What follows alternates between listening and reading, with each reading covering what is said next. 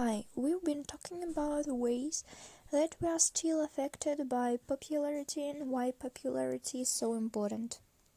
And previously we talked about ways that it might really be built in how our brains are set up and even how our DNA responds and is expressed. But I want to move on by talking a little bit about how popularity is affecting each and every one of us actually thousands of times a day.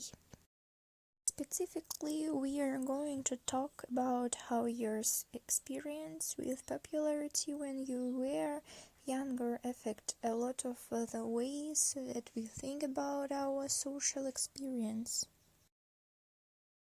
But before we do that, I'd like for you to watch this video. Just watch the video and you're going to be asked to say a little bit about what you saw in the video. So watch carefully. So what we are going to talk about now has been studied by psychologists for many years, and it's referred to as social information processing. Nicky Craig and Ken Dodge were among the first to develop a model. It's really a way of taking every single social experience you have and zooming it down into super slow mode.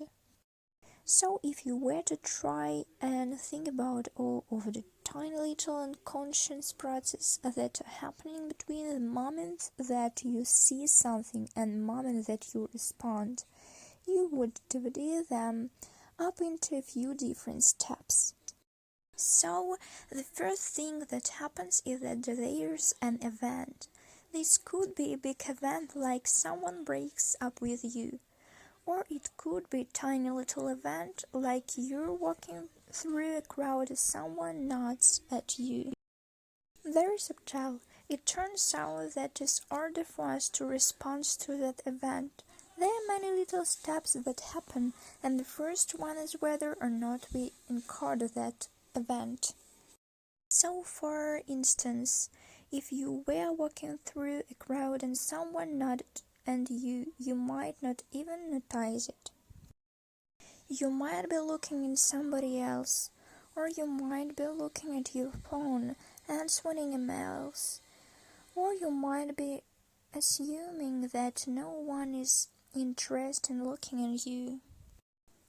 So you don't really even add to what happens. It's very common for professors to talk about teaching in their class and rather than noticing all of the students that are looking at them and kind of nodding, they really tend to focus on just those students that are looking down and clearly are doing Facebook while they're lecturing.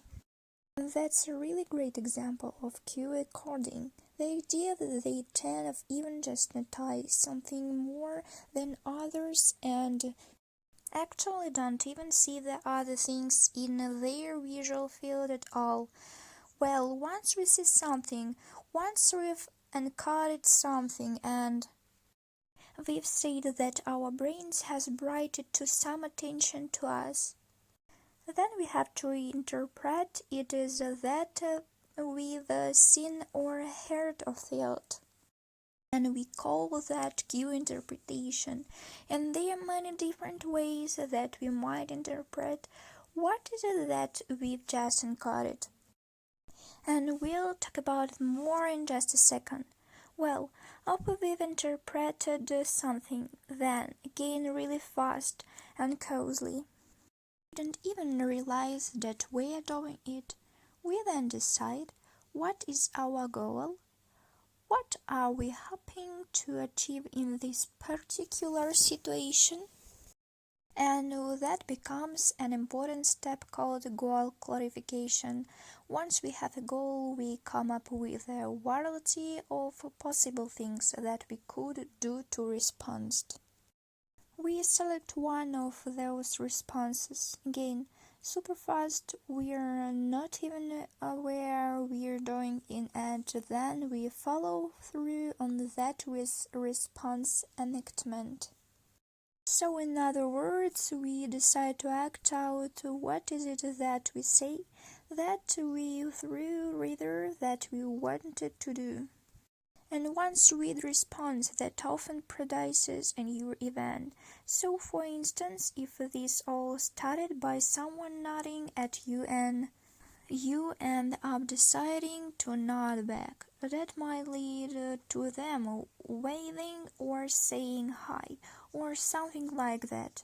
If you decide instead to do something rude to them, then that might lead to some sort of event where if world start and wall new cycle, and it happens again and again. Well, all of this happens based on all of our prior experience.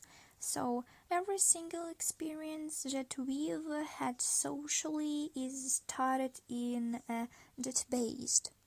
And there's actually good brains research to say that when we look at how people respond to things, it often is involving centers of our brains involved is autobiographical memory, so we are very frequently drawing upon those old experiences. Particularly as it turns out, experiences popularity as a way to understand how every social experience happens to us every single day to day. And sometimes we think about those steps very, very explicitly. We will think about that in a second. But first, let's talk about an example where we might see this play out, and I'm going to show you their different pattern people and how they might respond to a similar event. So for instance, imagine that someone walks by, they look at you, they smile and they giggle a little bit. Well, imagine that in the queue encoding step, the first person might look at that and say, I just saw a person lighting at me. Okay, so because of their database, they really attended to their lighting. The second person might say, I just saw a person make eye contact and smile. So they didn't really remember the lighting as much. Their studies show that if you ask them later, they might not even recall that happened, or they might not even notice it by they really noticing the eye contact and the smile. And the right person, maybe they're the kind of person that doesn't believe that anyone in the world ever smiled at them. They have a lifetime of rejection, of feelings that they're never noticed by anybody. Their studies show less likely to even notice when people do look at them, so they might not even notice anybody. Well, the next step that would happen is that IQ interpretation, so that first person might say, I think that reason why I'm making fun of me. I saw them kind of leading, and my automatic through the thing I immediately associate with that is, I think they were testing me somehow. But maybe the second person who kind of was really noticing the eye contact and the smile might interpret that by saying, oh, I think maybe that person's flirting with me, and of course, the third person who didn't even see anybody would probably say, what person?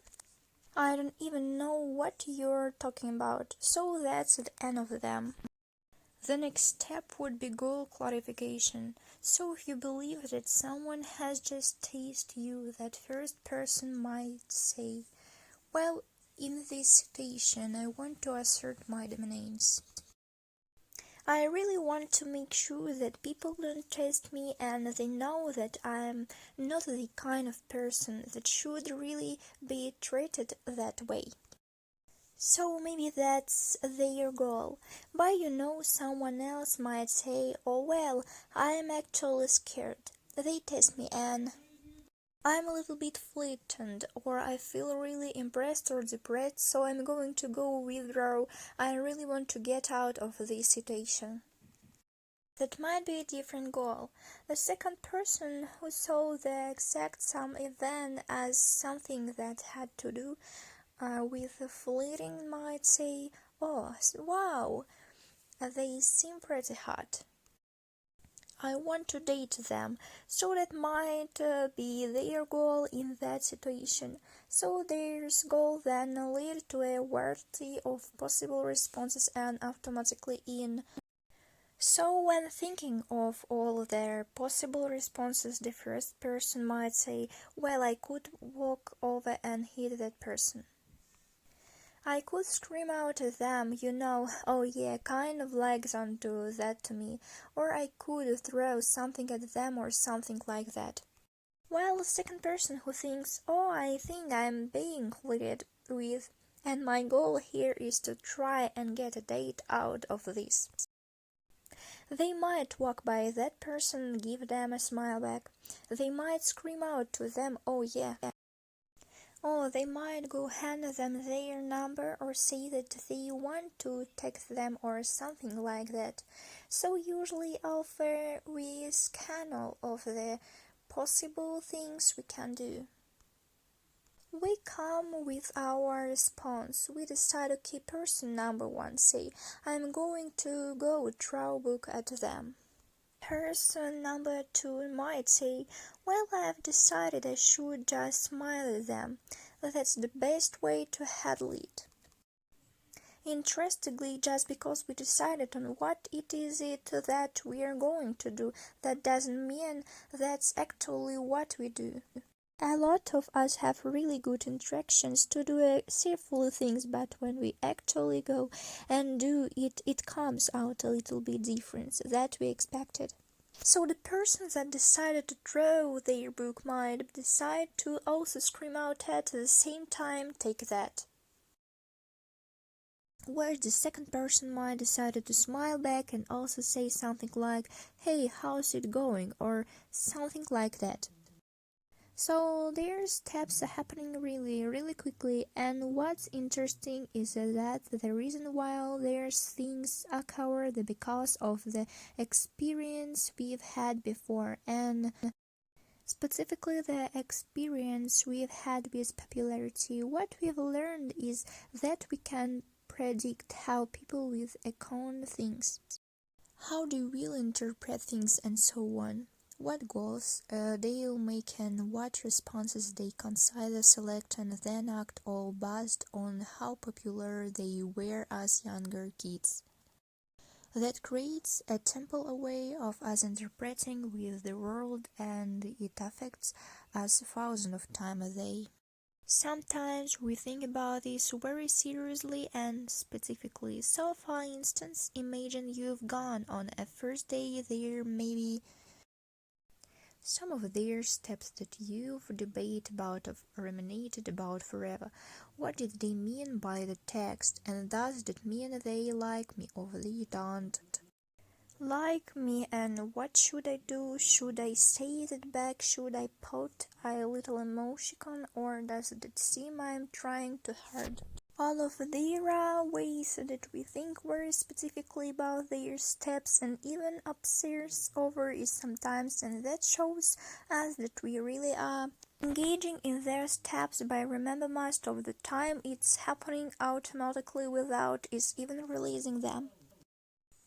So here's an example. Before I ask you to watch a little video, the video had a box, and around the box there were circles of different color.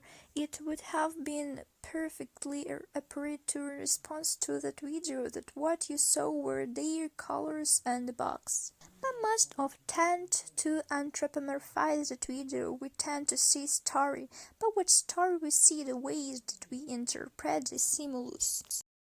I have shown this video to many people over the years, and I want to give you a few examples or the ways that people will vary when we're asked to do the exact things that I just asked you to do. Watch the video and just say what you saw. So for instance, some people will say in a more natural way that they saw the red circle original in the lead, and the blue circle followed. Then red text green who followed and even gained the lead. Blue was very far behind and was left out of entering the square because the door closed before they got there. For instance, another people said red blue circles went around the big circle once. They stopped. They picked up the green circle. All three circles went around the main circle once. Finally, red and green entered and closed the door. They are pretty. Natural responses. Look how this contrasts with the folk that said something that indicated maybe a low level of aggression. What they said was the blue circle first. Its way into the box, bounced around for a few seconds around the red and green circles. Red and green ran out and closed the instance on blue, or the blue circle.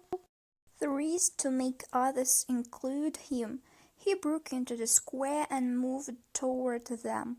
He threw himself against the sides of the square near where they were standing. The other circles didn't join him. They left the square. Here's another one. Blue first its way into the room with green and red. Blue and green humped shoulders until green was ready to leave with red because he didn't like hanging out with blue. Let me show you one more example. Here are people that saw the exact same video, but what they said suggests even more dramatic aggression. Here's what one person said. Okay, so red and green circle and chilling in the room. I think red is female. Blue is angry and feel left out. Clary blames green circle for excluding it. Breaks into the room. Blue looks like there's violence between green and blue circles. Another person said, Blue banged on the door and forced it open. Blue is very mad, bouncing all over the place. Green faced up to Blue. Blue and green fought. Green and red left the room and closed the door on blue. You can take a look at some of theirs. Here's one of my favorite. Blue busted down the box in a violent, narcissistic rage and then provoked Green into a fight. Green was not in the mood for fighting because he was happy and friends with Red. Red child in the corner scarred of blue. Then Green took Red out of the box. As you can see, there's different scenarios and the ways that people are describing them suggest that they are all kids of attribution that we make. Just be seeing a simple video in which we all encoded the same information. 3 circles in a box, but the way that they interpret that is dramatically different. Some people thought that they saw circles of different genders, so they assumed that one was a male or one was a female. Some of them assumed a lot of aggression, some thought that they were just playing. All of that has a lot to do with what it was like for us growing up and how popular we were. So overall, how powerful his information is showing you that popularity in fact really still does matter. It's mattering in a way that's affecting every single social interaction that we have as adults, so little by little. Our social experience compares a central database. We can change that database over time, but the database is overwhelmingly filled with experience that happened when our brains became adult brains, and that was at the transition to adolescence. So the experiences we had as adolescents, which we mostly care about popularity back then, they are the most important pieces of that database, which is why popularity plays a really big role at that point. The database tells us what we even see in the world around us. what we hear, how we interpret that, what goal we make, and how the behaviors we think about, we select and decide to act on. We all have biases, whether you're very popular or you are very unpopular, we all have different biases. The question is, what biases do you have, and are those biases things that are helping you in life? Or are they hurting you, holding you back? In the next video, I'll talk a little bit about some very common biases that we see, particularly among those who had trouble with popularity.